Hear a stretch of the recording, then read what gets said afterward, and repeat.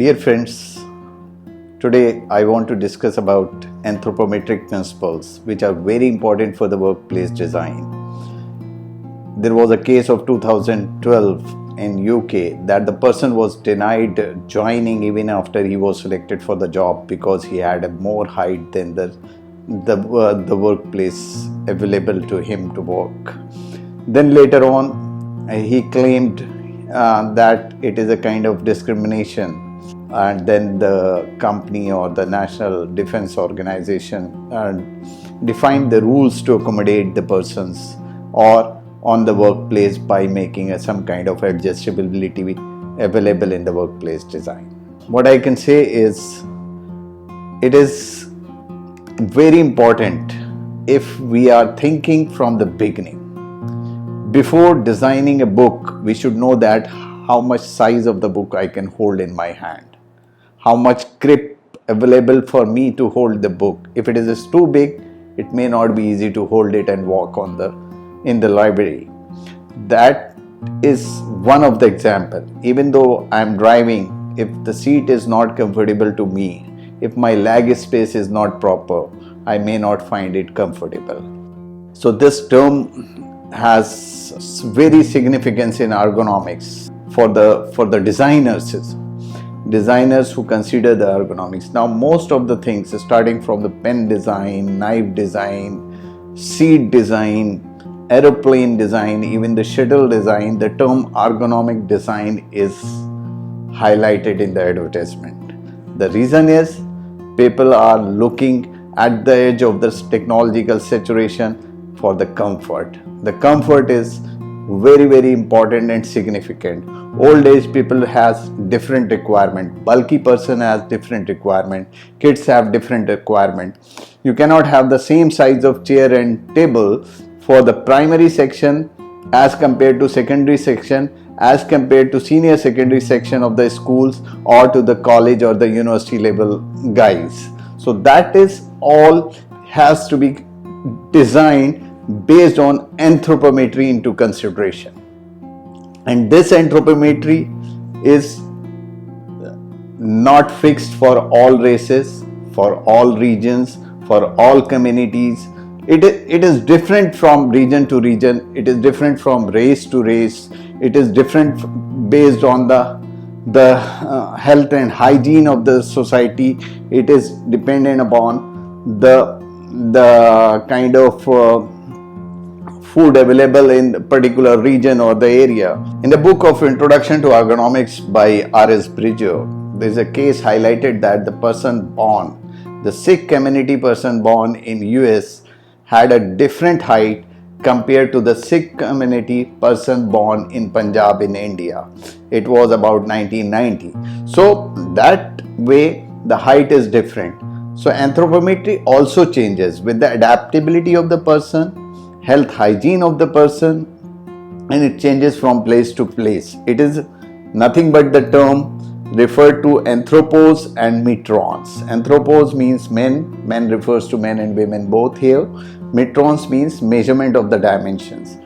Anthropometric data are used in ergonomics to specify physical dimensions of the workplace.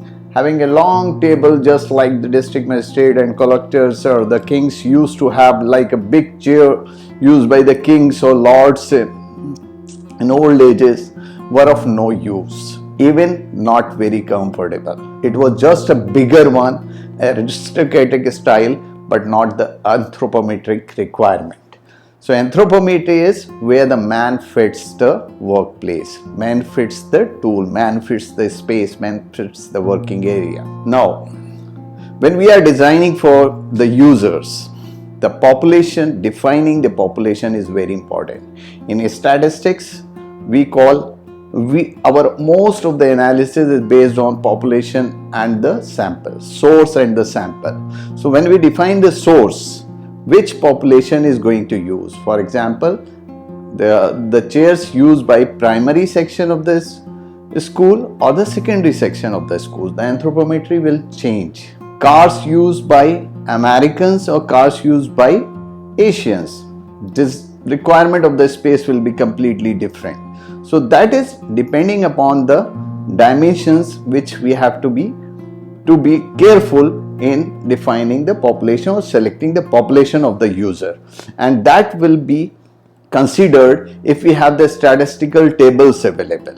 Statistical tables can show, for example, I take the length of the hand of Asians will be different than the length of the hand of the Europeans or the Arabs or the Africans.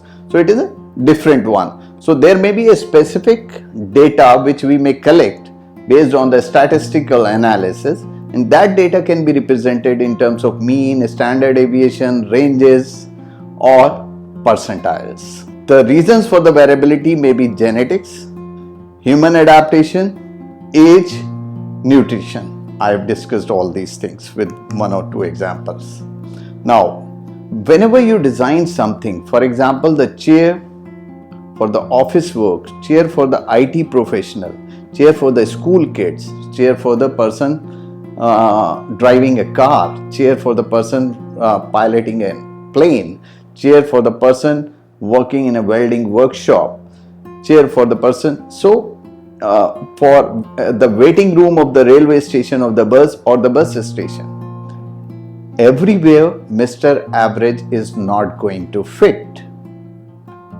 Either you require a adjustability. If adjustability is not possible, we have to think about what range of the population we want to accommodate. For example, designing the height of the door to person to pass through it, we should see the maximum height of that particular population. The thumb rule is 95th percentile of the persons. It means that 95% of the maximum height of the persons may pass through that particular door. But if you are designing the height of the switch to on light, you have to look about the lowest height of the person. So you can go for the 5th percentile of the women. So in both the cases, you have to see the extreme ends for the designing. So everywhere Mr. Average is not going to fit. That is why we have to consider all these design considerations. Anthropometry is nothing but the measurement of human body's dimension. It can be structural anthropometry, we call it static dimensions. For example, stature height of the person, popliteal height of the person, length of hands, width required on a stool or chair, like that. So these are the dimensions which are generally measured for structural anthropometry, like stature height, popliteal height, width, hip width, breadth. For these are the dimensions. But every variable, every dimension we measure, we define certain central tendencies of that particular dimension based on the data collected from that particular population. What are those? Mean, variance, standard deviation, 5th percentile value, 50th percentile value, that is nothing but median, and then 95th percentile value. So that we can be aware that what is the minimum 5% value of, what is the value at which the minimum 5% persons are existing, or the maximum 95%.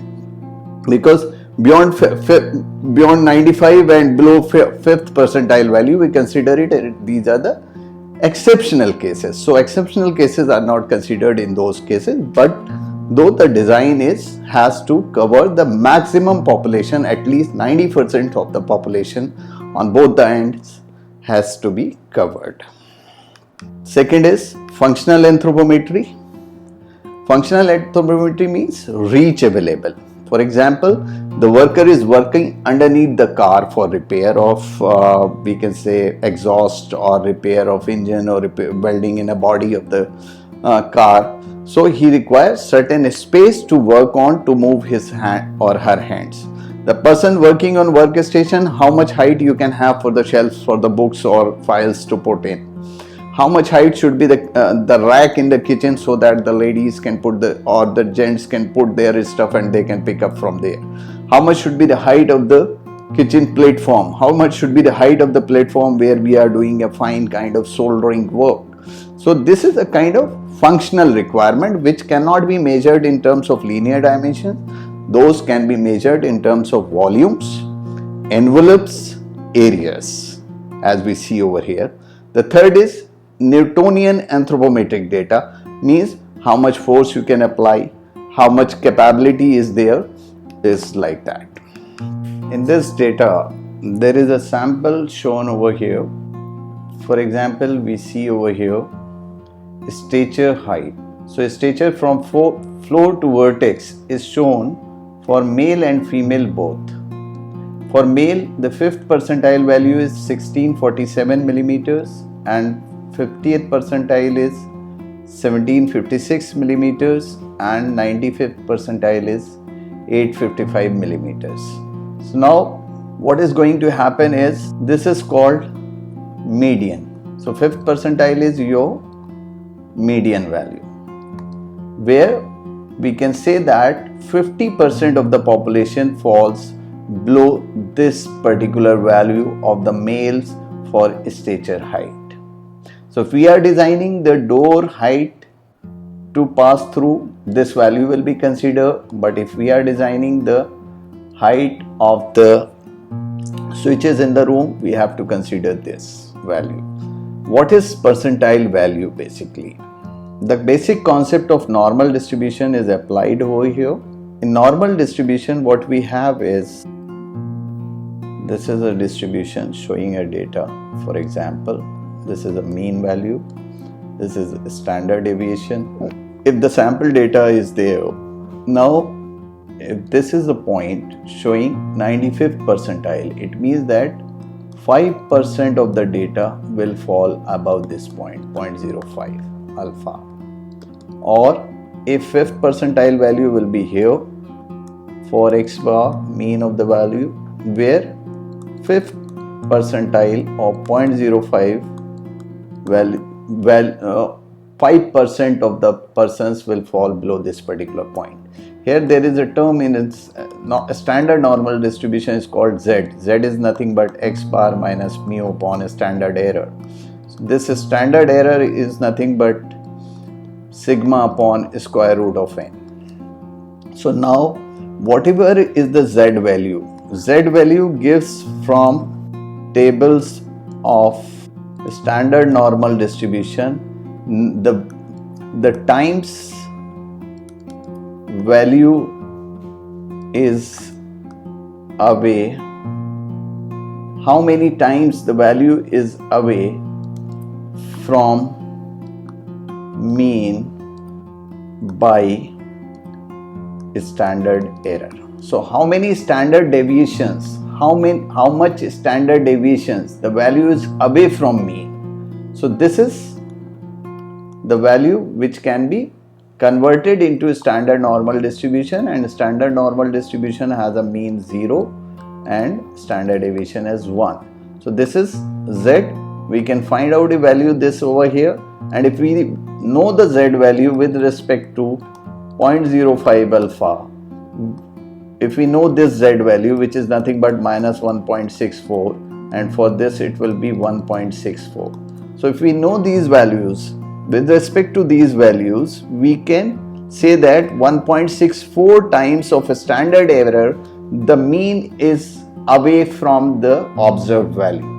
So the value, if we know only mean and variance, we can find out the value of x bar for that particular percentile. And if we know the percentile, we can find out the value of x bar. If we know the value of x bar, we can find out the value of percentile. So this is a kind of relationship which exists in this particular data. We can take the help from statistical tables for designing the workspaces.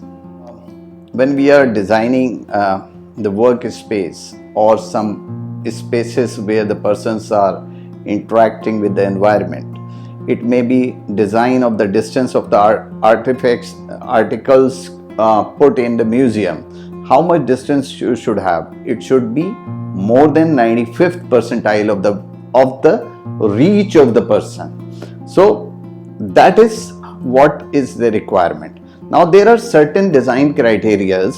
One is design for the range. If we are designing for the range, it means that we want a adjustable chair. The adjustments of the backrest angle, adjustment of the height of the stools, height of the chair. So adjustment, where the adjustment is required. For example, the platform of the dentist, for the patient to take care by the dentist, surgical tables, etc., etc. So that is a vast range of applications of anthropometry in workspace design. So in most of the cases, we require the possibility of adjustment. So when possibility of adjustment exists, we have to design for the range so that the maximum person may be accommodated. Consider, for example, you are designing the adjustment in the height of the chair. You may take, for example, popliteal height of the persons, but for the lowest value, you should go for the 5th percentile of the women, and for the highest value, you should go for the 95th percentile of the men of that particular source population. That way, you can define the range. Design for extreme, as I told you, if you have to design the height of the switch in the room, you should go for the 5th percentile of the women. But if you have to design the height of the door to pass through, the 95th percentile of the men. Design for average. Chairs on the platform, chairs on the bus stand, stools in workshops. You cannot have always an adjustable things because it is costly, it is difficult to maintain. So in those cases, you design for average. For example, tables, working tables in offices, you do not have adjustments always available. You may have the adjustment in the table available in the workshop, but not in the IT office in the table, because you are taking the cost at the chair instead of on the table. So tables are fixed, so you can design that table for the average height. You can design the kitchen platform on the average height.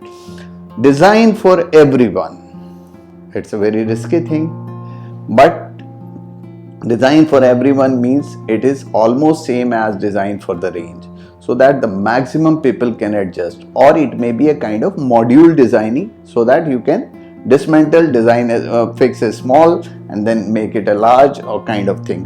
Design for individuals. If I know that the shirt I have to purchase, so it may be tailor-made design. When we go to the market, we find different kind of shirts. One is slim fit, one is regular fit, one is tailored fit. So tailored fit is designed for individual. Those are who very conscious about their fitting, they go for tailored fit. But those who are not very conscious and they want to remain a kind of formal thing, they go for the regular fit. Those who are young and want to show their body and they want to have a kind of fitting, they go for the slim fit. So these are the requirements for individuals. So that way, in slim fit, the designing is different. In regular fit, designing is for the extreme, and in individual fit, it has to be fit with the body. So there may be different criteria for designing based on the anthropometric data available or anthropometric guidelines available. I share one experience with you. At my railway station, when the railway platforms were converted into computer ticketing, then they had a hole to interact with them, with the counter person. So when I went over there, I had to stand on my toes to put my ear on the hole, and then only I was able to communicate with the person. But after few months, I saw that they made small holes underneath the bigger hole so that the conversation is possible. Later on, after a couple of months when I went there, they raised the platform and then the person was able to properly communicate. So it was basically a design fault, because thinking was not considered for anthropometry based on the Indian population. It might be the designer had taken the different data of different population or different country. So that is what the matching is required in the statistical data or statistical tables available to the designer. Now in this example, designer of new ships by a British crew wished to specify the minimum deck height to allow sufficient headroom for the crew. That is important point, headroom for the crew. The ship will be built in 2 years' time and will be served for 30 years, assuming a stature increase due to the secular trend of 1.5 millimeters per year and recommended an approximate height DH. It is observed from 1983 to 1982, the height of the men and women in UK in British population was changed by about 1.5 centimeters. It was increased because of the health and hygiene condition, because of the food enrichment, etc. etc. So it happens to different races and regions with the economical conditions, with health and hygiene conditions. So considering this trend of 1.5 millimeter per year increase, what we should do? What we see here is that deck height which we want to show up here is required SHX, X percentile stature, CA is the clothing allowance, DA is the dynamic allowance because of the functional anthropometry. This is because of the clothings we wear. STA, which is nothing but the secular trend allowance, that was an increase. YT minus YB is the target year. So how many years, how much height would have been increased? This is just an assumptions that what is increased. Plus PA. PA is psychological allowances, perception of headrooms, that everything is not just placed on my head. So that way we considered all these factors and then we had calculated this. That way we have got this. This was the final calculation for 95th percentile, because deck height must accommodate the maximum population. It cannot be designed for the minimum population. So this was the case for design for extreme individuals or extreme range. Nowadays many softwares are available in the market. For example, NX, Creta, CME is very specific to the anthropometric consideration. HCAD is very specific to human consideration. This is an example shown from HCAD, the working station where we can place mannequins, and mannequins can be selected based on the percentile of the population from different races, different regions, or we can define as per the change in the anthropometry of the person, because sometimes the bulky person does not have the proportionate increase of everything. It may be an increase in belly is more compared to the shoulder. So that way we can change the dimensions, and accordingly we can create a mannequins, and that mannequins can be placed in the workstation which we design and import into the software such like CME or HCAD, and then we can perform an anthropometric analysis whether the clearances are available, space is available, the person has the functional envelope available to move their hands or stretch their legs or neck or etc. etc. So these are some of the mannequins, virtual mannequins which are available in the market. We can take the advantage of that before making a real manufacturing of the product or designing the workspace. Now take another example, use of anthropometric design for the height. This is called as rapid anthropometric scale for height. This RASH scale is basically used in the places where the statistical data is not readily available. We read the problem that Pheasant recommended the use of RASH technique to estimate the body dimension of the population where anthropometry is unknown, data is not available.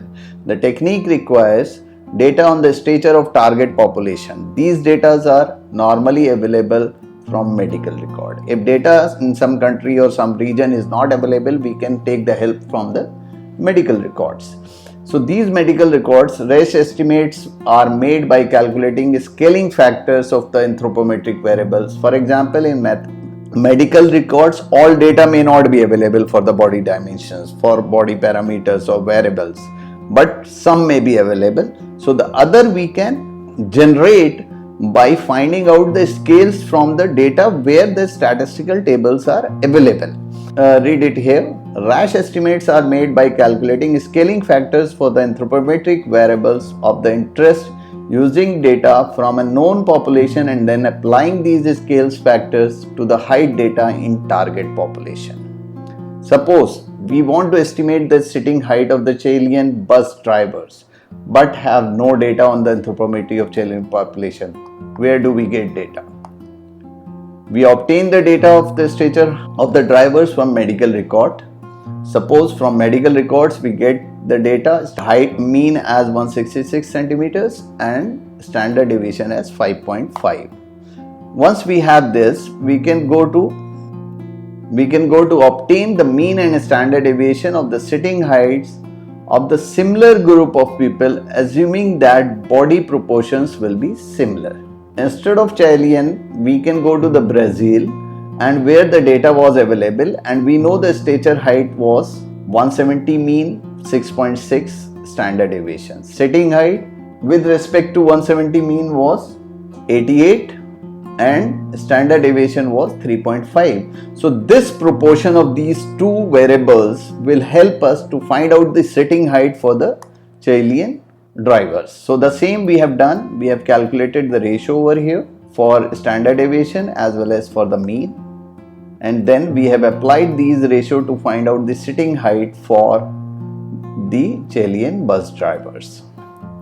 Assuming that using the formula which we call like Z is nothing but x bar minus mean upon standard error, that is S upon square root of n. Assuming this formula, as I have explained in few slides back, that we can pick up the value of Z for 5th percentile sitting height of the Chilean bus, because we have to consider the minimum height persons to be adjusted on the seat. So in that case it will be minus 1.64 standard errors away from the mean. So this value is taken from the table, multiplied, this value is the standard deviation, divided by this, multiplied by Z, minus the mean will give us the mean value. So this will be our value which we can get using the standard normal distribution or Z distribution's help. So based on certain 5th percentile, we can pick up the value of Z. From the Z we can pick up the value of x bar with respect to the mean value, that was 86. Now what we will do next, we will calculate the 95th percentile value in the same way, same procedure, only the Z will be plus 1.64.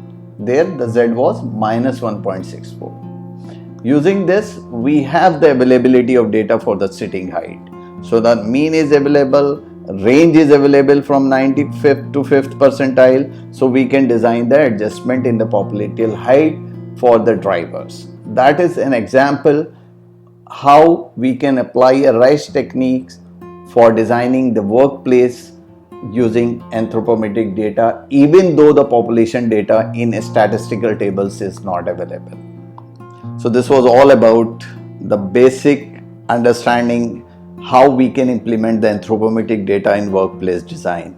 This basic understanding can go to the complex requirements as well, but we will discuss those things later on in tools design, in chair design specifically. But here we are giving you an idea which we can summarize like what we have discussed is user population using the data, importance of mean, importance of standard deviations, importance of percentile.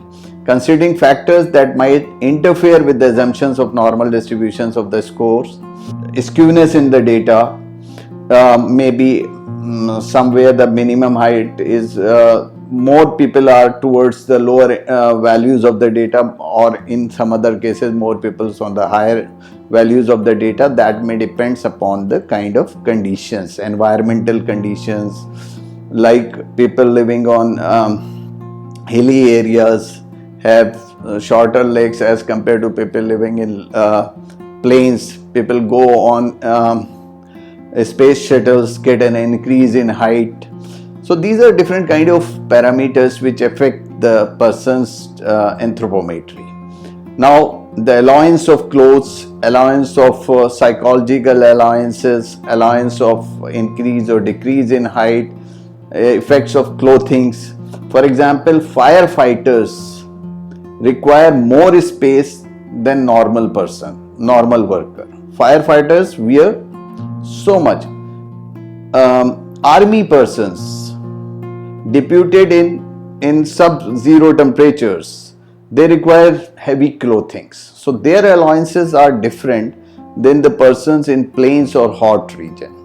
So these are different kind of allowances depending upon the situation, which also we should consider in implementing the anthropometric data over the workplace design. So that was all I wanted to discuss. I hope it will help you to improve your design skills in the context of or in the light of ergonomics. Thank you very much. Good luck.